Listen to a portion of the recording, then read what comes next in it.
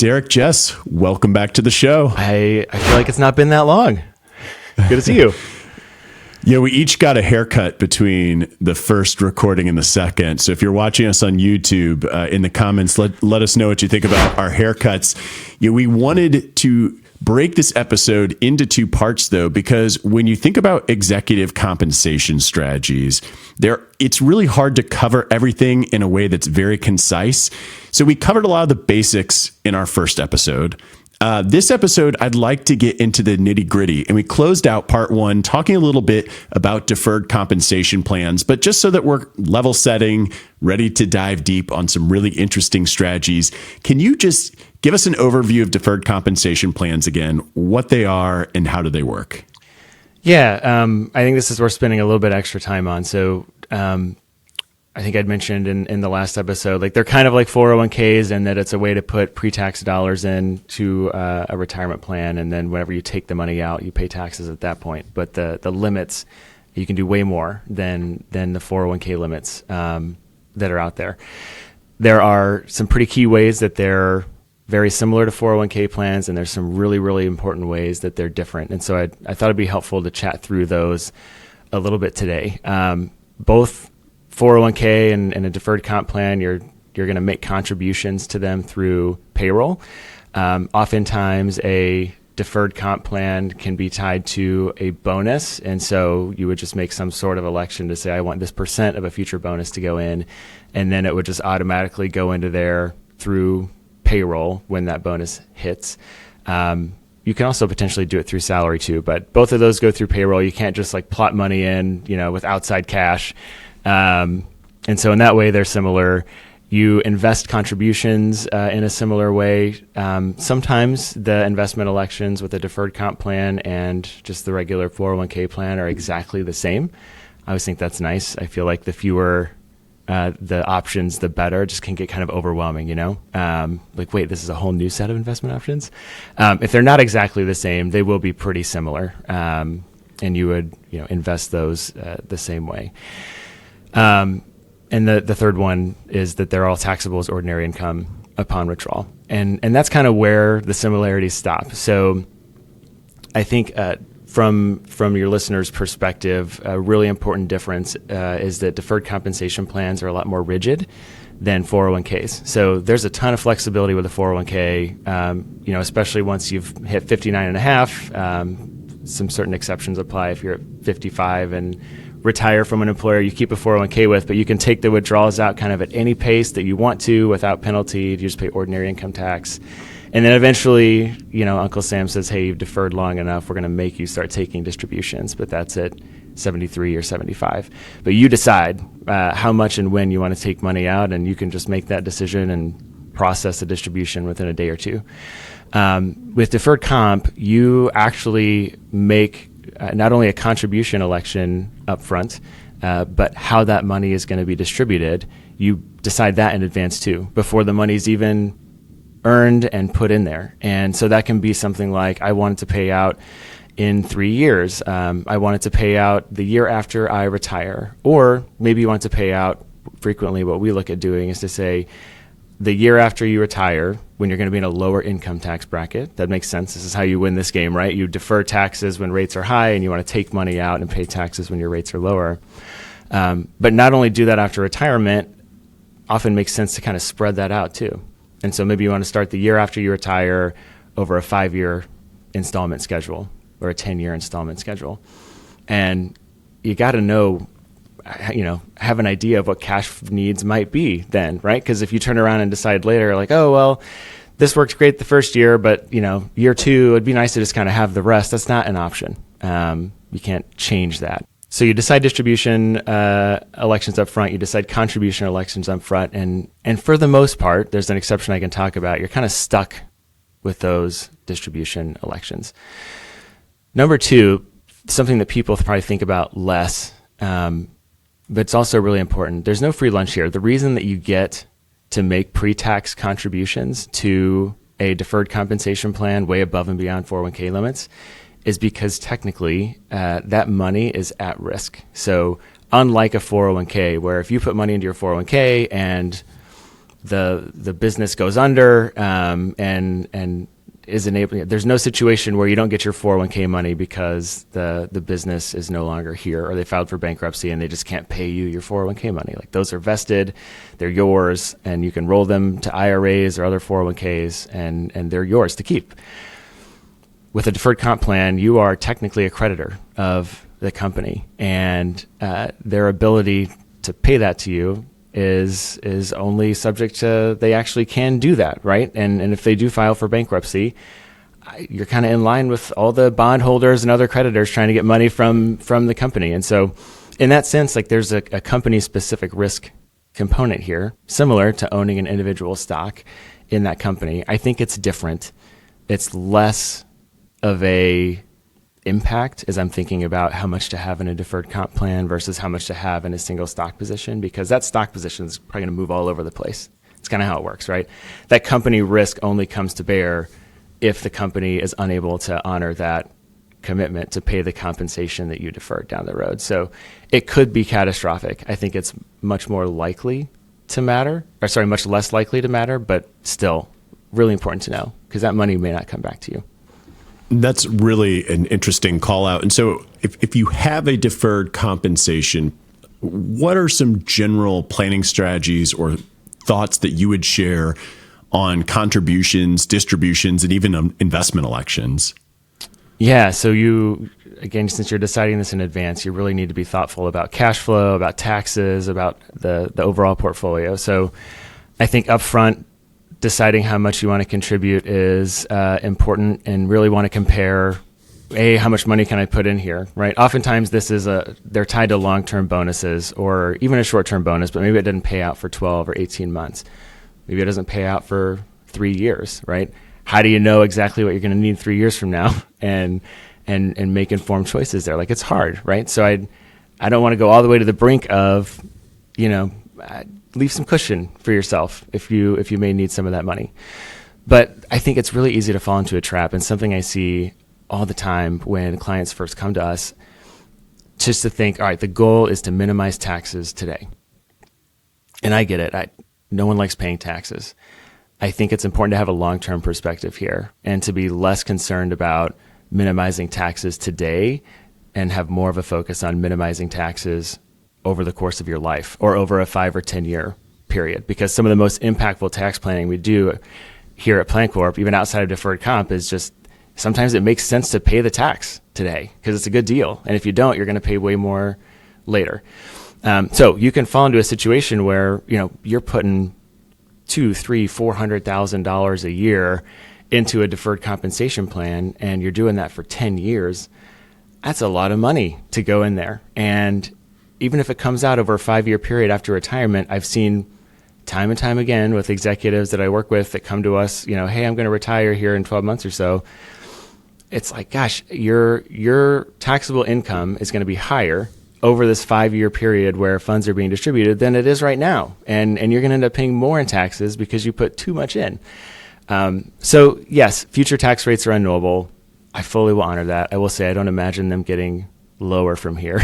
But I can make projections as far as what taxable income will be. And that's going to be the big driver, ultimately, of how much tax you pay, regardless if it's 5% higher or lower or where exactly it kicks in. If you're going to have $1 million a year of taxable income like that, that's going to be a lot of money in taxes. So think about current versus potential future tax brackets. That's really important in deciding how much that you want to put in. And then also how much of that company-specific risk you're willing to take on, knowing that the money will probably come back to you, but it might not. Yeah. Do you feel like there are any frequently missed opportunities that you see with the people you're working with in these plans? Well, I think with a contribution specifically, you don't necessarily have to make, you don't have to make the same election every year, right? I think they kind of get on autopilot of, I'm doing like 25% of my bonus. If you realize, hey, I'm starting to get a big balance in here and it makes sense to kind of slow down a bit, reduce your election for the next year. Usually they happen like right about now, towards the end of the year is when you make an election for a bonus to be earned in the next 1 to 3 years. And you can also change distribution elections too, by the way. It comes at a cost. So this is something I have conversations with even CPAs, like, gosh, I had no idea that you could do that. So say that you originally, maybe you didn't make an election up front for distributions. And usually the default is, well, it'll just pay out the year after your retirement. But you decide, gosh, that just doesn't make sense at all. You can change it to say maybe a 5-year installment, right? But it has to happen at least 12 months before that first payment would have gone out. And then you have to delay where that first payment would have been by 5 years.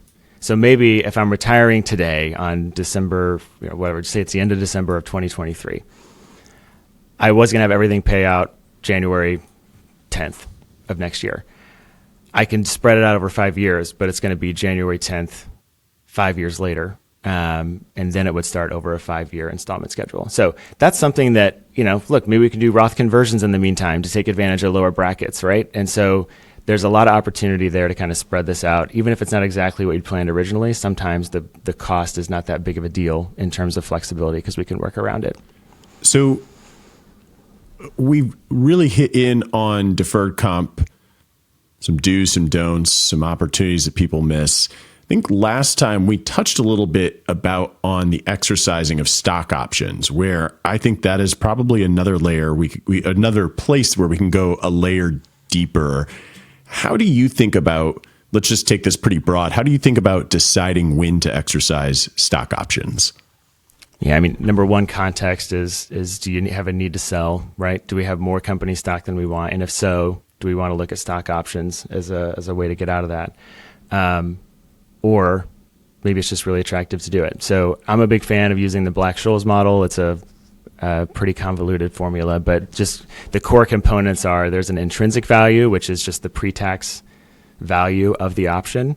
And then there's time value. So intrinsic value, if I can exercise at $100 and it's worth $105, there's $5 of value there per share, right, per option times the number of options I have.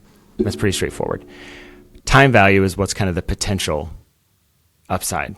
Obviously, we don't know what the price is going to do, but there are a couple of key factors that drive that. So the smaller the spread between what I can buy it for and what the price is today, the higher the time value, the lower the intrinsic value, because there's not a lot of value there. And I'll give you a really good example about that. There's a ton of leverage in that scenario that can be pretty beneficial.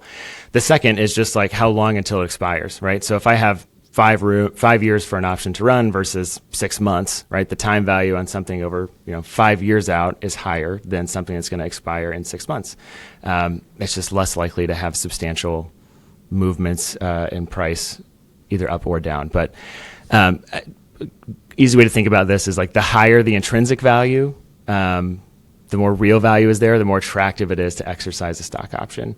The higher the time value, the less attractive it is to exercise it, because we want real value, not potential, right? I think a really helpful example, I just had a conversation actually last week with a client that I work with. We'll just say at a large tech company. She's looking to potentially sell out at a specific price, and it was like $5 higher than where it was today. And we could look at ISO shares from previously exercised ISOs, or we can look at her non-qualified stock options. And the difference, like let's say the value at the current price was $400,000, and from 200 to say 205, that might not seem like a ton of extra difference, but that then made the value of her stock options $500,000 instead. And so we've got an example. I'm sure we can put it in your show notes, Peter. But if the price of the stock goes up by say 20%, maybe the value of your stock options just increase in value by 200%. And so that's a really good example of leverage. And by the way, none of your own money is there, right? So you're getting upside potential without putting your money in. The bigger the spread, right? If I can buy for 90 and it's worth 180 now, like that difference of increase in value is going to get less and less. And that's when it becomes more attractive to say, hey, let's just go ahead and pull the trigger on exercising this. Your leverage isn't there like it was previously. We'll capture this, take the profits, and do something else with it instead. So that's a Black-Scholes driven way to think about it, of what's the percentage of time value versus intrinsic when you're looking at the overall Black-Scholes value of the option. Now, you mentioned working with somebody at a large tech company. a lot of people get stock options when the stock is in a private company. How do people deal with that if there's little to no liquidity available in that situation? Yeah, there are definitely extra considerations. If I've got a public company, I can just sell, exercise, buy the stock, sell it right away, and have money to pay the taxes. If you're in a private company, there's really no market. There are some really helpful ways to finance the purchase or the exercise of stock options that I think not a lot of people are aware of. Some specialized lenders out there that do it. These are really interesting to look into. So if cash flow would be a problem to either buy the shares or pay the tax, there are companies out there that will say, hey, look, we'll do a deep dive into how likely we think the company is to go public and what we think the price might be there, kind of an underwriting type scenario. They will give you the cash to exercise and pay the taxes on this stock. And these are often non-recourse. So if the company never goes public, there's no cost. You don't pay the loan back. There'll probably be a tax consequence, right? Loan forgiveness, but you don't pay that loan back. They make money when it does go public. They get a certain percentage of the upside. They have interest that then kicks in over the time between financing and IPO. But just know, there are really helpful ways to finance that. And actually, there's an added benefit there because they're taking some of that risk off of your shoulders. Because if it doesn't go public, then they're the ones that really took the hit for that, more so than you. Derek, I feel like when we're talking about exercising stock options, especially with incentive stock options, I always immediately go to the AMT rules. And I always think, oh my gosh, I rely on my accountant. I rely on people like you around me at the office to help me through those scenarios. Let's talk about some general AMT planning thoughts. Yeah, as a quick refresher, 2 calculations, my regular tax calc, my AMT calculation, you pay the higher of the 2. So if I have a $100,000 regular tax liability, $110,000 AMT liability, I'm paying a $10,000 AMT tax, which can then come back to me as a credit in future years in the reverse example of that. I think especially with publicly traded companies, there's some really important things you can do from a cash flow perspective. If you're looking to do a really big exercise of ISOs that is going to trigger potentially a huge AMT bill for you, it might make a lot of sense to exercise those ISOs in, say, January or February, early on in the year, for a couple of reasons. In order to get the favorable tax treatment, you have to hold on to those shares then for more than 24 months after the grant date and more than 12 months after you bought them. You're going to have a tax bill to pay on that, right? What triggers AMT is holding those shares to the end of the calendar year. What's really helpful about a January, February exercise is you can hit qualifying disposition status that next January or February, then turn around and sell some shares to help you cover AMT. Versus if you do it in, say, May or June, or December, you got to come up with that money out of pocket. And so that's just a pure cash flow perspective to kind of help avoid a cash flow crunch. If you're going to do a bunch, maybe it makes sense to do it in January. The other benefit of that is if the stock price drops substantially, maybe it's not worth paying AMT, right? Because that's based on the day you exercised. There are situations where it makes sense. Maybe I get to December and think, you know what, the price is down so much, I'd be better off just paying regular income tax on the actual difference between what I bought it for and what it's at today. I'm just going to sell this in a disqualifying disposition and not worry about AMT. Because that might take 10 or 15 years for me to get back in that scenario. So you leave more options on the table. The second strategy, if you're not going to do a big exercise in the year, is to kind of get to the end of every calendar year. We do tax projections for this all the time, where here's all of my sources of income. Maybe I've got RSUs. Here's how that's landed this year, my investment income. How much can I exercise of my ISOs without actually triggering AMT? And think of that as like an AMT budget. So just get as much as you can exercise without having to pay AMT. You chip away at that every year for 3, 4, 5 years. That adds up, and you've been able to, then you can turn around and sell those, and you never had to worry about AMT. So that's a really good exercise in, say, November or December, when you have most of the year behind you. How much can you exercise without triggering AMT? And when we talk about triggering AMT, one of the conversations I'm noticing that are coming up in client meetings a lot are that the Tax Cuts and Jobs Act that was passed in 2017, a lot of those tax provisions are sunsetting in 2026. And I'm fairly certain, but please walk us through it if I'm wrong, I'm fairly certain that that has some pretty big implications for people who would otherwise be subject to AMT. Maybe you've been exercising options the past several years, haven't really had to deal with AMT, but that's about to change. Yeah. So, and starting in 2018, the rules around AMT got way more favorable. So it was, and currently still is, harder to trigger AMT. So it takes a way bigger, ISO exercise or more value in exercising ISOs to actually trigger AMT, which is great. On the inverse, that also means it's easier to get an AMT credit back in future years after you do exercise. I don't know what's going to happen in 2026, but if nothing happens, then we go back to old rules. So that means that you're going to be able to do less if you're doing this AMT budget planning, right? There's going to be less opportunity there moving forward. It would be more costly from an AMT perspective to do a bigger exercise. And it would also be harder to get the AMT credit back, because if AMT is easier to trigger, you get the AMT credit by saying, well, my regular tax bill is $100,000. My AMT calculation, it was $90,000. So I've got a $10,000 AMT credit. That math isn't going to be the same, especially when I throw in the state and local tax. Right now is currently capped at $10,000 for itemized deductions. That's also a preference item. So there's some people that trigger AMT just on that don't even have ISOs. That could make it impossible to get your credit back. And so this is a consideration. It's not like the only thing to account for, but it's one of many votes to say, maybe I want to be a little more aggressive in exercising now and taking advantage of more favorable AMT rules. And worst case scenario, they stay the same for another, 5 years or 10 years, whatever. But I just know that the opportunity exists today, and it's an important thing to consider. Yeah, I appreciate you laying that out so simply. It makes perfect sense.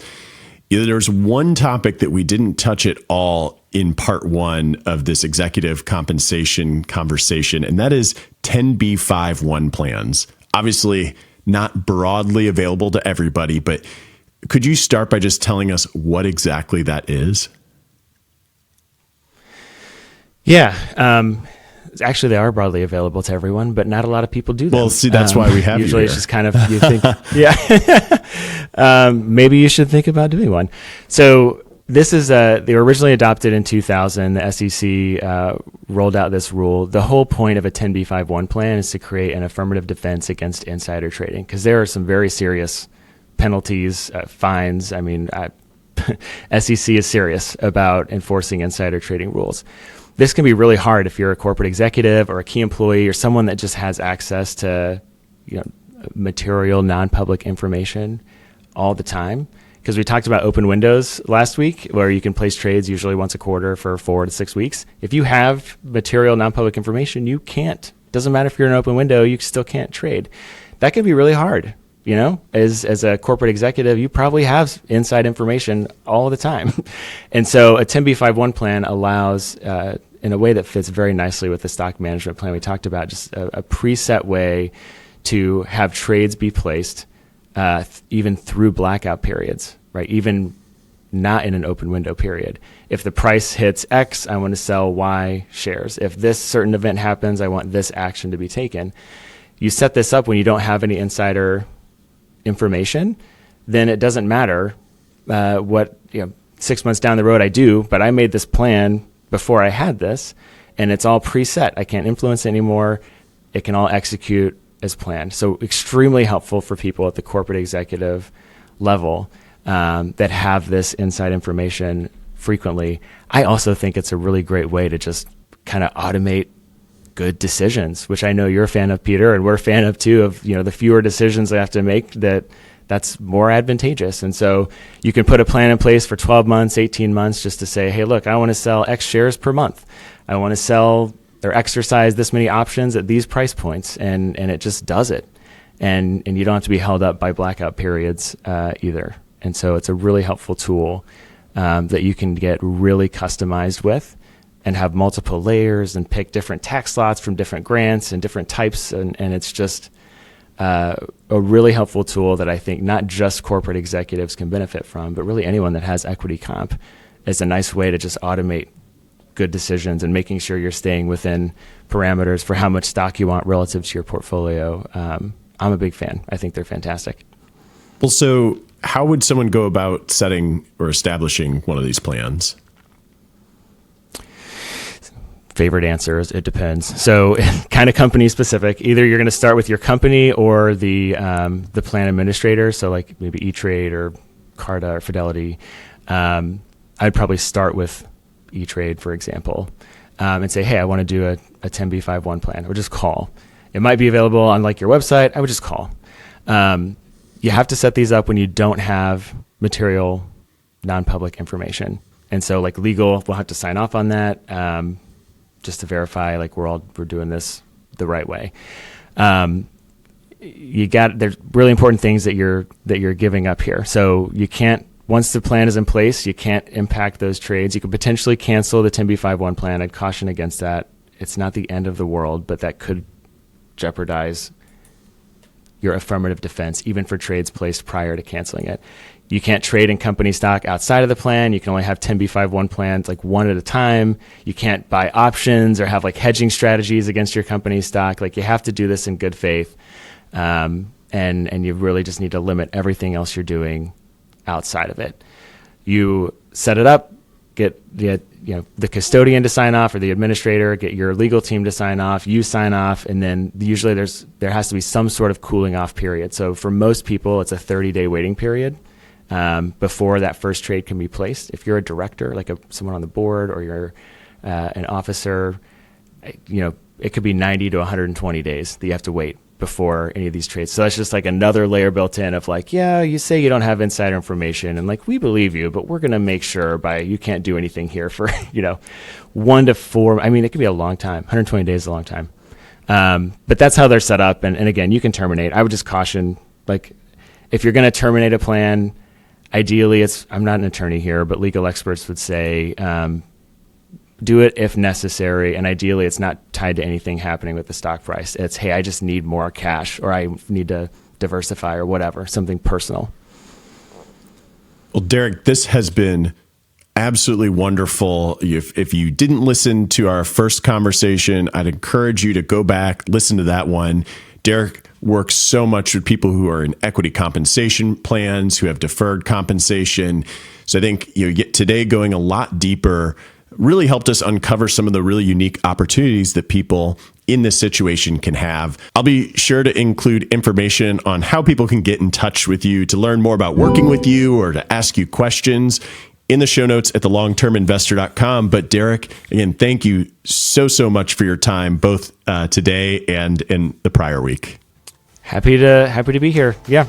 Thanks for inviting me.